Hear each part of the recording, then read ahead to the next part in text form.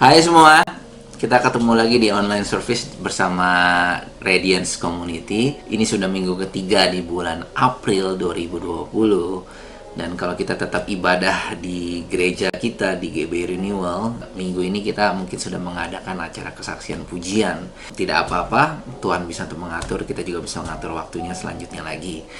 Nah teman-teman, saya ingin men-sharekan apa yang saya dapat dalam satu minggu ini. Ada dua hal yang ingin coba saya sampaikan ke teman-teman. Yang pertama itu adalah kita dalam masa-masa setelah Paskah, setelah kebangkitan Kristus ya. Kalau teman-teman selidiki di Alkitab, ini adalah masa-masa di mana Tuhan sedang menyatakan diri.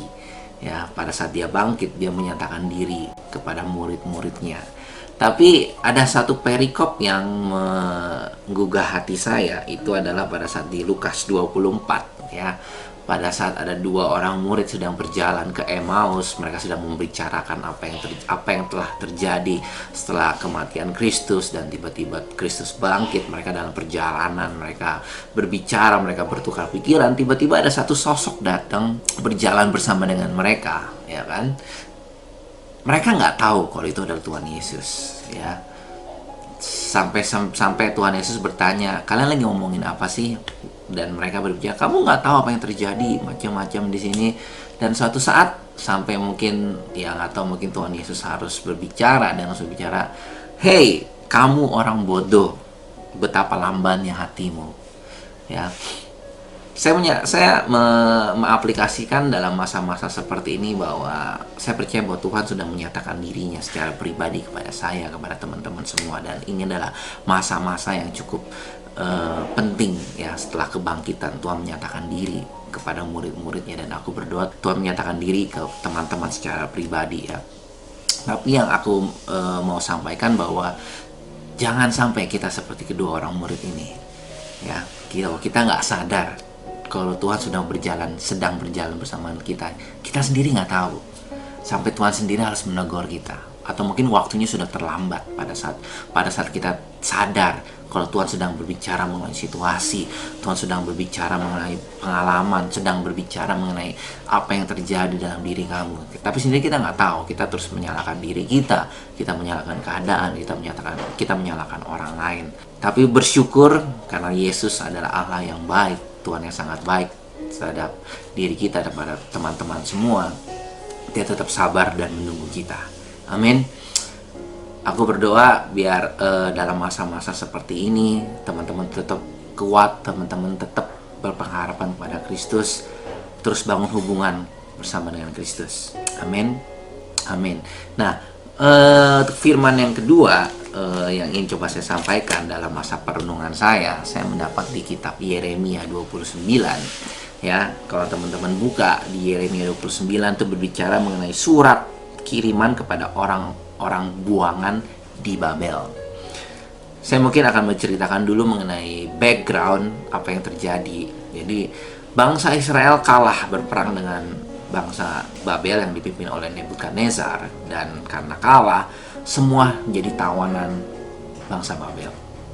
Kalau teman-teman sering melihat film bagaimana mereka yang kalah berperang ya, ketakutan, kebingungan, gelisah, keraguan, dan yang lebih parah lagi mungkin barang-barang dijarah, rumah mereka berantakan, dijarah, anak istri ditawan, mereka juga ditawan. Bagaimana rasa ketakutan yang sangat mencekam itu dalam kehidupan mereka semua, ya kan?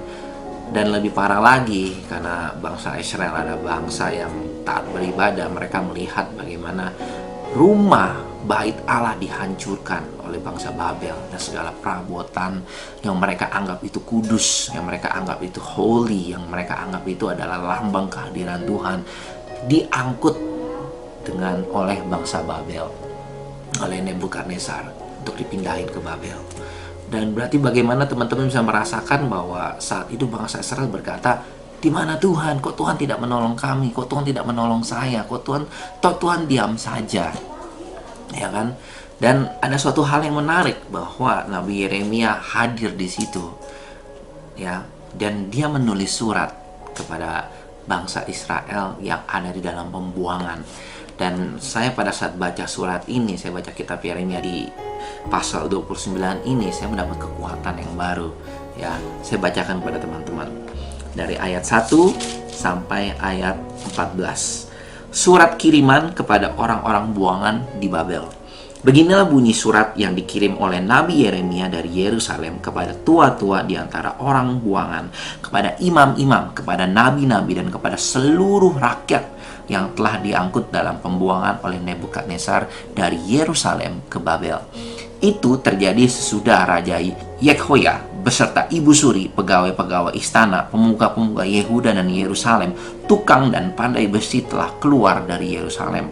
Surat itu dikirim dengan perantaran Elasa bin Safan dan Gemaria bin Hilkiah yang diutus oleh Zedekia Raja Yehuda ke Babel kepada Nebukadnezar Raja Babel. Bunyinya, beginilah firman Tuhan semesta alam Allah Israel kepada semua orang buangan yang diangkut ke dalam pembuangan dari Yerusalem ke Babel. Ini isi suratnya dari ayat 5 berkata, dirikanlah rumah untuk kamu diami, buatlah kebun untuk kamu nikmati hasilnya. Ambillah istri untuk memperanakan anak laki-laki dan perempuan. Ambilkanlah istri bagi anakmu laki-laki dan carikanlah suami bagi anakmu perempuan, supaya mereka melahirkan anak laki-laki dan perempuan, agar di sana kamu bertambah banyak dan jangan berkurang. Usahakanlah kesejahteraan kota kemana aku buang, dan berdoalah untuk kota itu kepada Tuhan, sebab kesejahteraannya adalah kesejahteraanmu. Sungguh beginilah firman Tuhan semesta alam Allah Israel, janganlah kamu diperdaya oleh nabi-nabimu yang ada di tengah-tengahmu dan oleh juru-juru tenungmu, dan janganlah engkau dengarkan mimpi-mimpi yang mereka mimpikan, sebab mereka bernubuat palsu kepadamu demi namaku.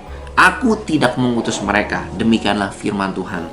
Sebab beginilah firman Tuhan, apabila telah genap 70 tahun bagi Babel, barulah aku memperhatikan kamu. Aku akan menepati janjiku kepadamu dengan mengembalikan kamu ke tempat ini. Sebab, ayat 11, sebab aku ini mengetahui rancangan-rancangan apa yang ada padaku mengenai kamu. Demikianlah firman Tuhan, yaitu rancangan damai sejahtera dan bukan rancangan kecelakaan, untuk memberikan kepada kamu hari depan yang penuh harapan. Dan apabila kamu berseru dan datang untuk berdoa kepadaku, maka aku akan mendengarkan kamu. Apabila kamu mencari aku, kamu akan menemukan aku.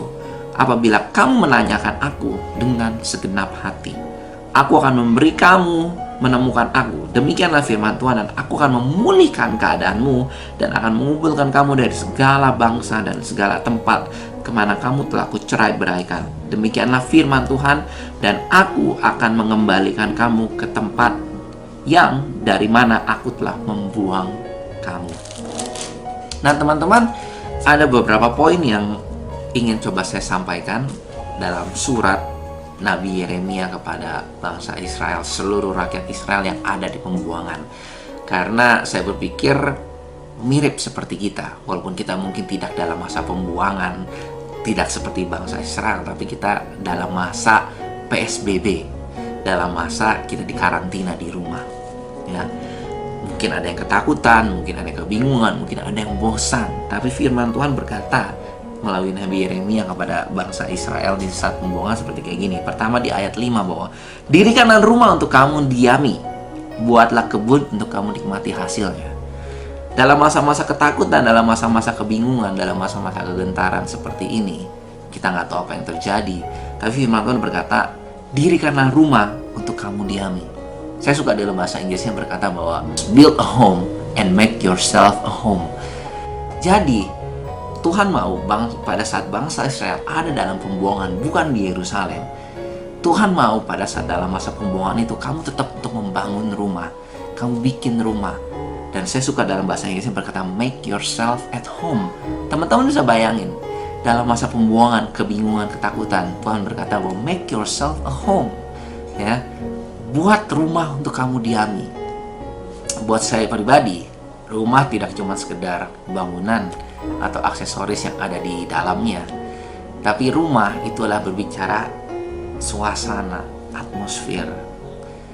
Pada saat kita masuk ke rumah, kita merasakan kekuatan, kita merasakan damai sejahtera, kita merasakan ada suatu energi kita yang diserap kepada kita kembali gitu loh. Itu adalah rumah, ya. Dan Tuhan berkata sepertinya bahwa apapun yang terjadi dalam masa-masa seperti kayak gini, ya, ayo dengan segenap hati kita, dengan segenap kekuatan kita, kita bilang bahwa Tuhan bilang bahwa make yourself a home. Buat rumah yang sekarang, yang teman-teman yang ada di rumah ini adalah suatu home, rumah yang kuat, ya, rumah yang teman-teman mau untuk teman-teman tinggalin.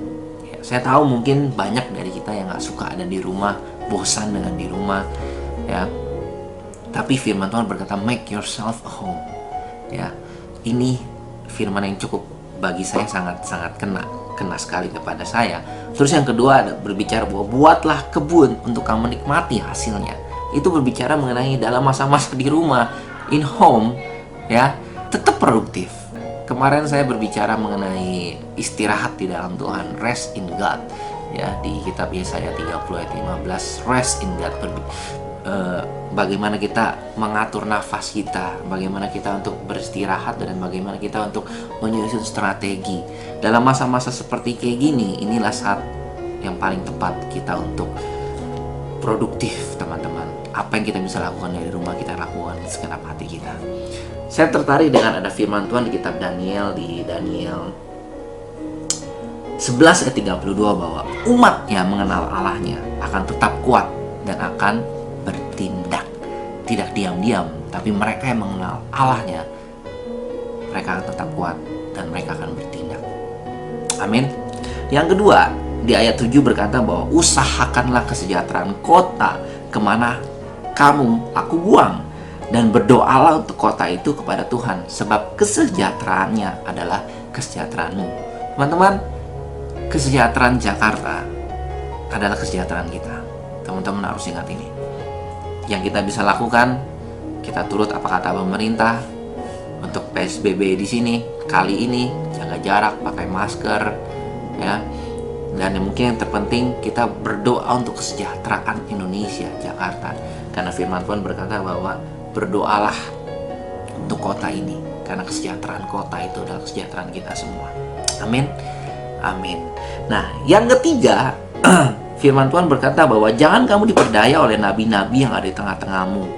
Jangan kamu diperdaya oleh juru-juru tenungmu, dan jangan kamu dengarkan mimpi-mimpi mereka. Saya mendapatkan bahwa dalam masa-masa seperti ini, stop untuk kita dengerin hoax, stop untuk kita mendapat berita yang tidak benar, atau mungkin berita yang membuat kita gaduh, membuat kita semakin mengurangi rasa kepercayaan kita, iman kita kepada Tuhan, dan juga kepada mungkin kepada pemerintah juga.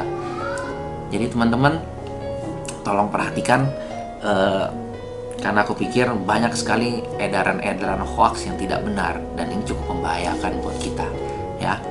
Terus di ayat 11, ayat favorit, berkata bahwa sebab aku mengetahui rancangan-rancangan apa yang ada padaku mengenai kamu, demikianlah firman Tuhan, yaitu rancangan damai sejahtera dan bukan rancangan kecelakaan, untuk memberikan kepada kamu hari depan yang penuh harapan. Seperti Tuhan berkata dalam masa pembuangan, dalam masa-masa seperti ini, masa-masa ketakut, Tuhan berkata bahwa come on, I got you, I got you, I got you. Dan ini sungguh luar biasa sekali bahwa Tuhan mengerti, walaupun keadaan seperti kayak begini, Tuhan mengerti dan Tuhan tahu, dan Tuhan ingin kita semua dalam keadaan baik-baik saja, ya. Ayat 12 berkata, apabila kamu berseru untuk berdoa kepadaku, aku akan mendengarkan kamu, ya. Apabila kamu mencari aku akan memberikan diriku untuk ditemukan oleh engkau, apabila kamu menanyakan aku dengan segenap hati. Dan ayat 14 adalah ayat peneguhan buat saya, teman-teman, bahwa aku akan memulihkan keadaanmu dan akan mengumpulkan kamu dari segala bangsa dan dari segala tempat di mana telah aku cerai-beraikan. Demikianlah firman Tuhan, aku akan mengembalikan kamu ke tempat di mana aku telah membuang kamu.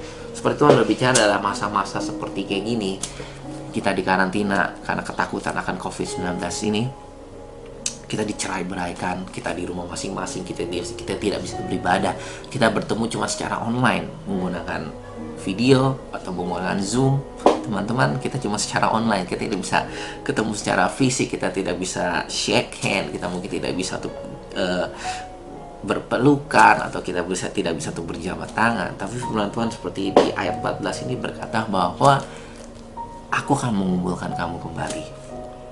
Berarti soon, teman-teman, kita akan ketemu kembali dan kita akan beribadah bersama-sama di Radiance Community. Amin. Amin. Nah, ini teman-teman, ini firman dari saya. Aku berdoa teman-teman tetap merasa kuat, teman-teman tetap dalam masa-masa Tuhan menjaga dan memelihara teman-teman. Dan ingat pesan saya sebelumnya bahwa ini adalah saat di mana Tuhan sedang untuk menyatakan diri kepada murid-muridnya. Amin. Amin. Tuhan Yesus memberkati semua teman-teman. God bless you.